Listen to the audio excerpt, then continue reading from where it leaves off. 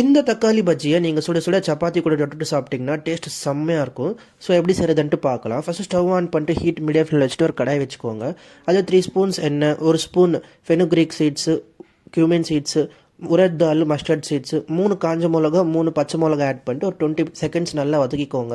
அதுக்கப்புறமா 2 பெரிய வெங்காயம் சின்ன சின்ன பீஸாக கட் பண்ணி ஆட் பண்ணிட்டு 3-4 மினிட்ஸ் நல்லா வதக்கிக்கோங்க. இப்போ கொஞ்சமாக கருவேப்பிலை, 1 ஸ்பூன் கல்லுப்பு ஆட் பண்ணிட்டு நல்லா மிக்ஸ் பண்ணி விட்டுடுங்க. அதுக்கப்புறமா கொஞ்சமாக மஞ்சள் பொடி, 1 ஸ்பூன் மிளகா பொடி, கொஞ்சமாக பெருங்காயம் ஆட் பண்ணிவிட்டு நல்லா கலந்து விடுங்க. இப்போ வந்துட்டு 2லேருந்து 3 பெரிய தக்காளி சின்ன சின்ன பீஸாக கட் பண்ணி இதில் ஆட் பண்ணிட்டு ஒரு 5 நிமிஷம் நல்லா வதக்கிக்கோங்க. அதுக்கப்புறமா ஒரு கரண்டி வச்சுட்டு நல்லா மேஷ் பண்ணி விடுங்க. இப்போ மேஷ் பண்ணதுக்கப்புறமா ஒரு டம்ளர் அளவுக்கு நான் தண்ணி ஆட் பண்ணிக்கிறேன். இதில் ஆட் பண்ணிவிட்டு கொஞ்சமாக கொத்தமல்லி இதில் ஆட் பண்ணிட்டு கார்னிஷ் பண்ணி விட்டுடுங்க. ஃபைனலாக உப்பு கரெக்டாக இருக்கா இல்லையான்ட்டு செக் பண்ணிவிட்டு உங்கள் டேஸ்ட்டுக்கு தகுந்த மாதிரி அட்ஜஸ்ட் பண்ணிக்கோங்க.